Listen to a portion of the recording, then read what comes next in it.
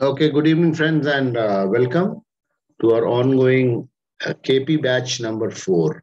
And today is lesson number 9.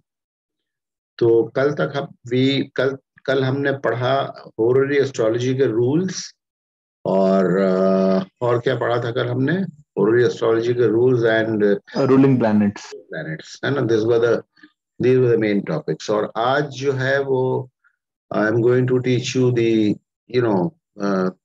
Conceptual में अब एक राहु एंड केतु रह जाता है.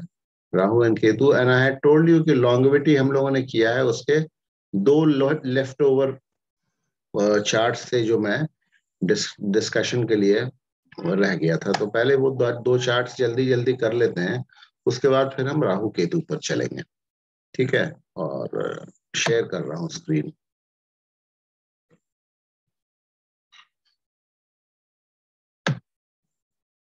रूल्स ऑफ लॉन्गेविटी दोबारा तो नहीं पढ़ना है ना किसी को, क्योंकि नहीं सर नहीं पढ़ना. चलिए, तो देखिए ये एक मिनट.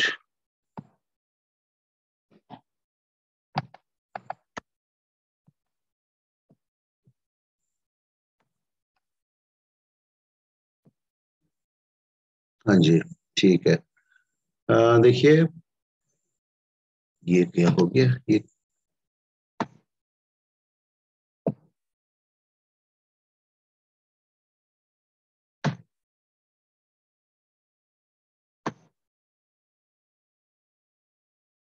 देखिए लॉन्गेविटी है, और एक बच्चे की लॉन्गेविटी है. लॉन्गेविटी देखिए, डेट ऑफ बर्थ, टाइम वगैरह सब कुछ हमने दिया हुआ है. टाइम, डेट ऑफ बर्थ वगैरह सब कुछ हमने दिया हुआ है. ये हमारे कजन सिस्टर का बच्चा था, तो उसकी longevity, and he was when he was born, जब इनकी बर्थ हुई तो ऑलरेडी प्रॉब्लम था इनको. He was there was a hole in his heart. तो doctors had given him little chance. उस पे मेरा एक अलग से, जब मेडिकल एस्ट्रोलॉजी करूंगा, 6th हाउस को पढ़ूंगा, तो उस पर एक अलग से मेरा hole in born with the hole in heart.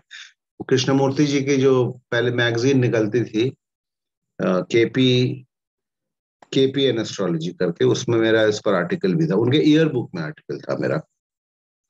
तो एनीवे ये लॉन्गेविटी है. This child was born on 11/8/1994 at 1450 Patna. Chart आपके सामने है, सिग्निफिकेटेड टेबल्स आपके सामने हैं. देखिए मैं पढ़ रहा हूँ, आप लोग रूल्स आप लोग को पता है. फर्स्ट हाउस के सबलॉट को देखना होता है. देखिए तो राइट अप को देखिए, just change the cursor, just change the cursor.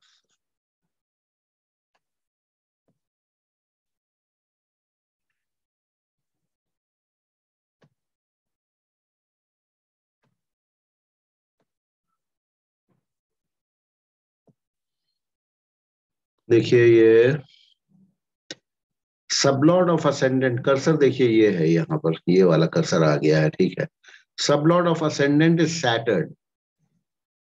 Okay, आप लोग देख सकते हैं, रेड से फेंस भी किया हुआ है. अनटेनेंटेड है, सैटर्न इज अनटेनेंटेड. कहां से देखेंगे आप अनटेनेंटेड? ये साथ साथ लेट अस थोड़ा सा रिफ्रेशर भी होता रहेगा. अनटेनेंटेड है स्टार लॉर्ड में किसी का स्टार लॉर्ड नहीं बना. स्टार लॉर्ड में सैटर्न है कि नहीं? प्लैनेटरी स्टार लॉर्ड में नहीं बना है किसी का भी नक्शे. देखिए 2 जगह से देख सकते हैं. एक तो इस कॉलम को देखिए, स्टार लॉर्ड में, इसमें सैटर्न अपीयर कर रहा है कि नहीं, है ना. इसमें अगर अपीयर नहीं कर रहा है, these are star lord of these planets. तो सैटर्न के स्टार में अगर कोई बैठा होगा तो सैटर्न यहाँ as a star lord appear करेगा. Saturn is not appearing as a star lord. फिर दूसरा देखने का क्या तरीका है, यहाँ सैटर्न अगर लिखा हुआ है, उसके लेफ्ट साइड वाला कॉलम ब्लैंक होगा, तो Saturn is untenanted. Okay, so Saturn is the sublord of the first house. It is untenanted and is also sublord of the 7th house. It is also sublord of the 7th house. ठीक है, 7th house मारक house है. As it is untenanted, now I am reading out. Okay, as it is untenanted, It signifies 7th house fully. Untenanted 7th cuspal sublord है तो ये fully signify करेगा 7th house को, ठीक है. It is also a full significator of second Marka house, which it owns. देखिए आप second ऊपर सिग्निफिकेटर टेबल्स में देखिए सेकंड हाउस के सामने क्या क्या लिखा हुआ है. ABC में कोई ग्रह है वहां सिग्निफिकेटर टेबल्स, इसमें देखिए सेकंड हाउस में केवल सैटर्न नहीं है सर, कोई भी Saturn whole and sole significator of second house. So first cuspal sublord is strong significator of Marka and Badaka house both. ठीक है. It is also a full significator of second Marka house which it owns and signifies fully. It does signify the 3rd and 11th, but could not help the child as the child was born with a hole in the heart. With a heart problem likha, but it was a hole in the heart. The sublord of Saturn, the sublord of the sublord of first cusp is Venus in the 9th Badhaka house. Sublord of Saturn जो है इसमें बाधका जो है 9th house होगा. क्यों 9th house होगा? Tell me. Fixed है sir, ये फिक्स्ड असेंडेंट है, ठीक है.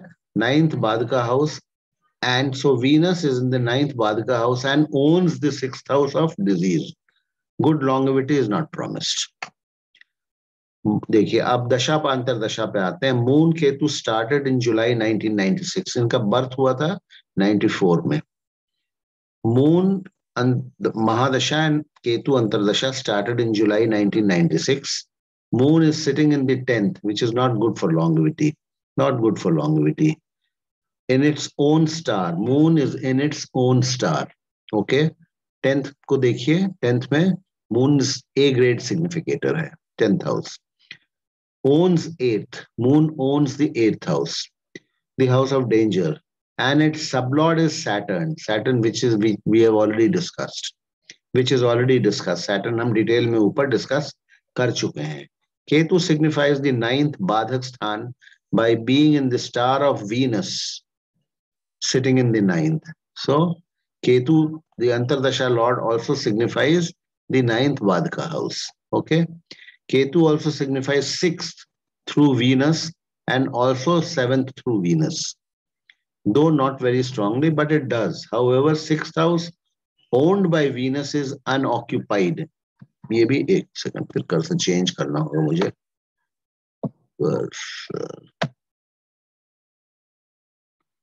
ये क्यों नहीं हो रहा है भाई?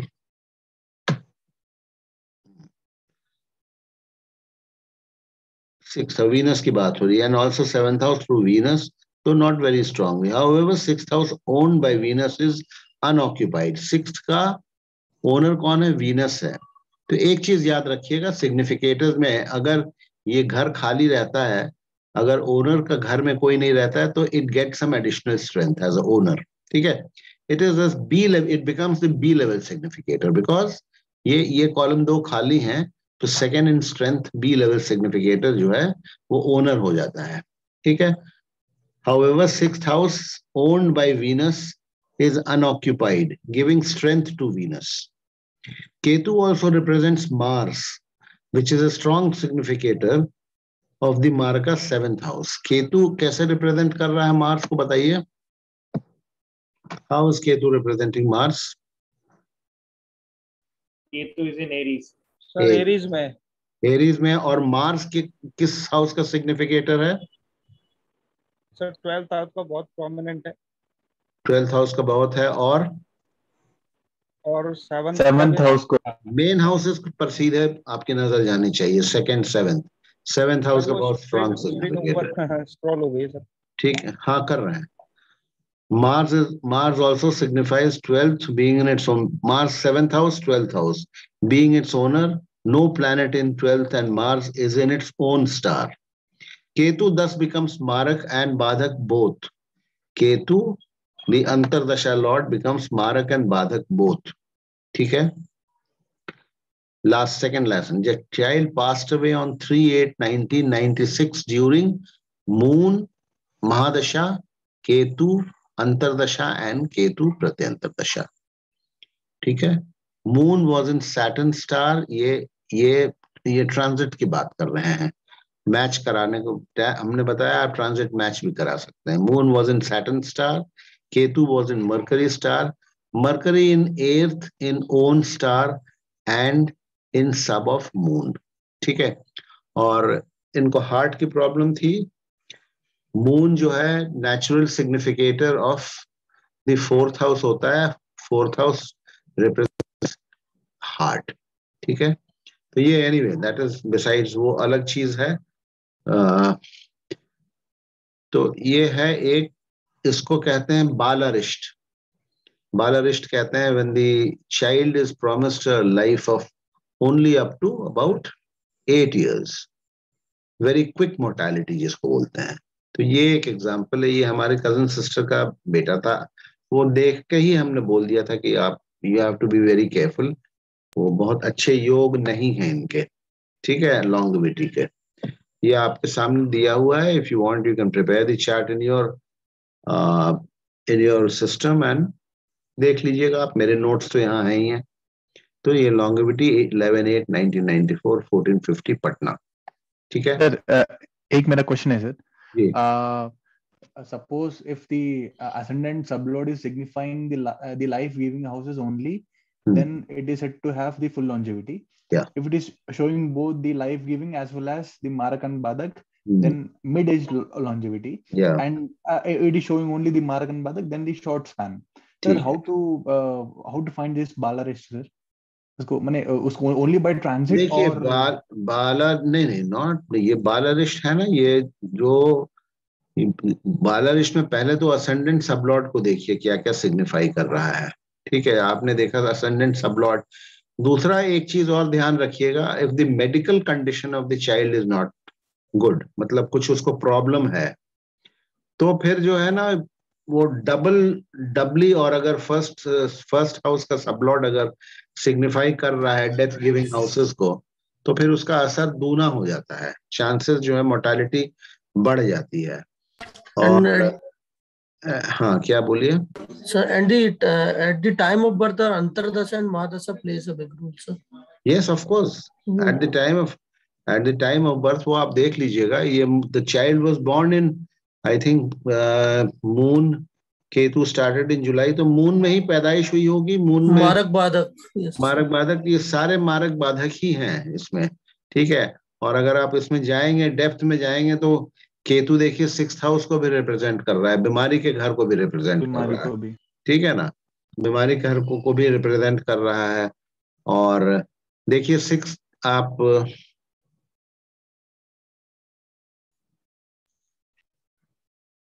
Mercury mercury mercury 6th house sublord भी मरकरी है। It is a significator of the 8th house, strong significator. 8th house danger का हाउस होता है, 10th का भी सिग्निफिकेटर है मरकरी। ठीक है, आप देखिएगा तो बहुत सारी चीजें निकल के आ जाएंगी, पूरा अगर डेप्थ में एनालिसिस में जाइएगा। Mercury is signifying the 10th house very strongly. तो ये बालारिष्ट योग है। और सर एक और सवाल है sir. Sir suppose as an astrologer हमें वैसे कुछ केस को मैंने एसेस करना पड़ा, and finally sir we may have to say them कि आप हमने इस कंडीशन से थोड़ा बचे रहिएगा एंड ऑल, मैंने so sir how can we predict the cause of death sir? So उसको मैंने रिलेटेड टू विच हाउस, मैंने थ्रू एक्सीडेंट और वैसे कुछ हम प्रेडिक्ट करेंगे या कर सकते हैं। 8th house generally will give you the cause of death. ठीक है, 8th हाउस का सबलॉर्ड जो है, 8th हाउस का सबलॉर्ड है राहु। इस केस में 8th हाउस का सबलॉर्ड सिग्निफाई कर रहा है 11th हाउस को सिग्निफाई कर रहा है। और राहु बैठा कहाँ है? राहु बैठा हुआ है, देखिए राहु बैठा हुआ है वीनस के घर में। ठीक है, तो वीनस को हम देख चुके हैं, वीनस को हम पढ़ चुके हैं। वीनस 10th हाउस को सिग्निफाई कर रहा है। कॉज ऑफ डेथ में डेंजर तो होता ही है। राहु को देखिए, राहु और केतु को फिर अलग से स्टडी करना होगा। ठीक है, अब हम उतने डेप्थ में नहीं घुस करके गए हैं। राहु अगर आप वैसे देखिएगा तो राहु 4th का भी सिग्निफिकेटर है। 4th house represents heart only. Moon का भी कनेक्शन हार्ट से होता है। 4th हाउस, 8th का सब लॉर्ड राहु जो है, it is significator of 4th also, and Rahu represents Venus. फिर और राहु के देखिए, राहु और केतु के बड़े साथ बहुत सारे सिग्निफिकेशंस होते हैं, उसमें हम लोग अभी आएंगे next. But this first cuspal sublot के कनेक्शंस को देखिए, मारक बाधक से अगर है और लाइफ गिविंग हाउसेस से उतना स्ट्रांगली नहीं है, and if the child is sick, अगर वो बीमार है, then it is almost a sure shot. या तो फिर उनको देखिए, आप उनको बोलिए मेडिकल इलाज के लिए, तो बोलना ही है। मेडिकल इलाज के अलावा फिर रेमेडियल मेजर्स डू हेल्प, करते हैं remedial measures. You have to take a chance, you have to tell the parents के रेमेडियल मेजर्स कीजिए। रेमेडियल मेजर्स बताएंगे बाद में, हम लोग पढ़ेंगे। रेमेडियल मेजर्स मैं जनरली वैदिक के प्रिंसिपल्स से ही करता हूँ, केपी में तो कुछ खास है नहीं रेमेडियल मेजर्स को लेकर के। So this is one case, okay. अभी हम दूसरा एक केस देखते हैं।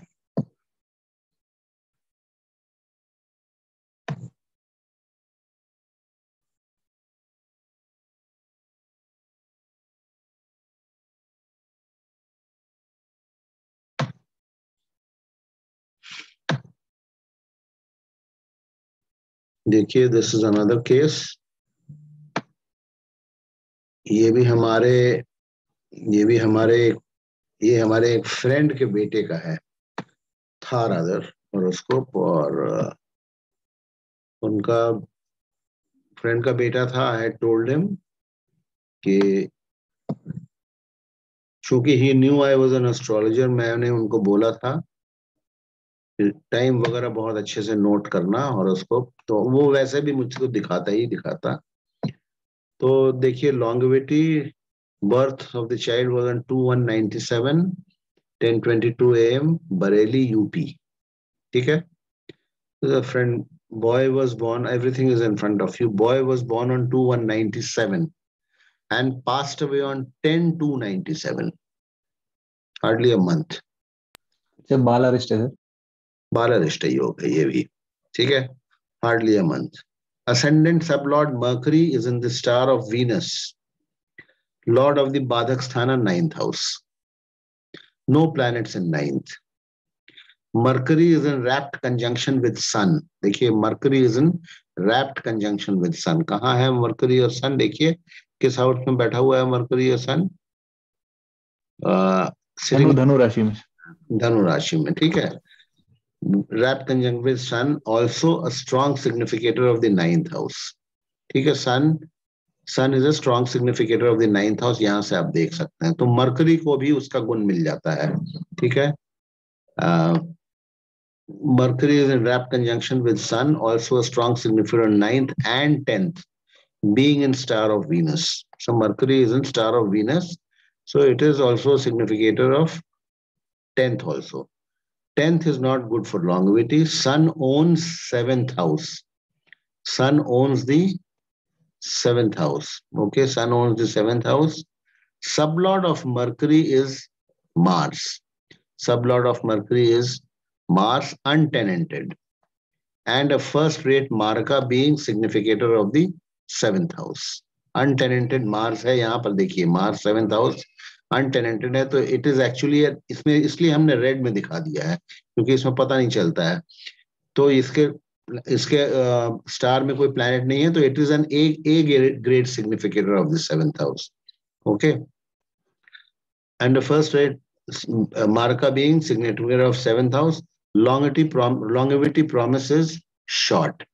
Longevity promise short है. However, देखिए, however, for longevity, strengths of the life-giving houses, मैंने बताया था ना, strength of the life-giving houses, 3rd and 8th are also to be seen. देखना चाहिए हमको. Sublord of strength of house कैसे देखेंगे? Strength of house आप हमेशा sublord से देखेंगे, ठीक है। Cuspal sublord के क्या significations, and that will give you the strength of the house. How for longevity strengths यहाँ पढ़ रहा हूं मैं, देखिए, for longevity strengths of the life-giving houses 3rd and 8th are also to be seen. Sublord of 3rd is untenanted Ketu. Sublord of 3rd, यहाँ देखिए केतु, ये देखिए फेंस किया हुआ है हमने.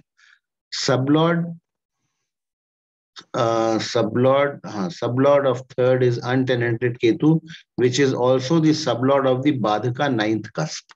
Untenanted है, third का sublord तो है वो untenanted, so it signifies third house, but it is also the untenanted sublord of the ninth house Ketu. So Badhak house का वो significator बन गया. So third is not protected. Third house is not protected. हमने क्या बताया था, कोई भी हाउस को प्रोटेक्शन मिलने का मतलब ये है कि उसका sublord should be connected to positive और इंप्रूविंग हाउसेस. यहां पर it is connected, the sublord of the third house is connected to the badhaka house, ninth house. Okay, sublord of third is untenanted Ketu, which is also the sublord of Badhaka ninth cusp. So third house is not protected. Eighth cusp sublord is untenanted Rahu. We are studying the strength of the third house and eighth house, life-giving houses. Sublord of, so eighth house, eighth cusp sublord is untenanted Rahu, significator of Maraka seventh. So eighth is also unprotected. ठीक है. Seventh में देखिए, ये देखिए राहु अनटेनेंटेड है, seventh में significator table में ऊपर देखिए. दैट इज वाई हमने इसको रेड में डाल दिया है. रेड में डाल देने का मतलब ये अनटेनेंटेड है और ए ग्रेड सिग्निफिकेटर है. सो एथ हाउस का सब लॉर्ड कौन है? राहु है, which is a first rate maraka planet. Okay, so eighth is also not protected. Third भी प्रोटेक्शन नहीं दे पा रहा है, एथ भी प्रोटेक्शन नहीं दे पा रहा है. Boy was born in moon महादशा and Mercury antardasha. Mercury is already discussed. Moon is a strong significator of the sixth and seventh at the stellar level. 1 second.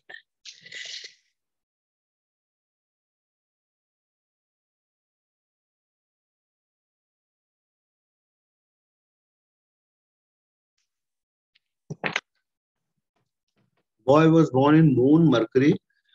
Mercury is already discussed. Moon is a strong significator of sixth, Bimari, and seventh at the stellar level. Moon, seventh तो आपको नजर आ रहा है, sixth भी देख लेते हैं. Moon देखिए, मून सिक्स्थ को भी दिखा रहा है और सेवेंथ को भी दिखा रहा है. ठीक है, महादशा लॉर्ड. सिक्स्थ बीमारी का घर, seventh markesh. So moon, when the child was born, moon Mahadasha was running. Mercury is already discussed. Moon is a strong significator of 6th and 7th at the stellar level, owning 6th and being placed in the 7th in its own star. Moon is untenanted also, untenanted sublord of the 12th cusp. So Moon हावी है बिल्कुल as a Markesh, इस child के birth में. Sublord of Moon is Mercury, which is already discussed. No, there is no saving grace. The boy died in Moon Ketu. Ketu is in Saturn. Ketu in Saturn star, and Saturn owns 12th. Ketu is untenanted. 12th Ketu is untenanted, is sublord of the 9th cusp, which is the Badhakstan. Sublord of Ketu is Venus. Sublord of Ketu is Venus, lord of 9th, and sitting in the 10th. There are no planets in the 9th. So Ketu, through its sublord Venus, reinforces its Badhaka significations. The only saving grace could have been that Ketu, untenanted, is in the first house. That could be a saving grace. And in the star of Saturn, in the first house. But that was not sufficient. In face of the heavy adverse odds, the boy could not survive.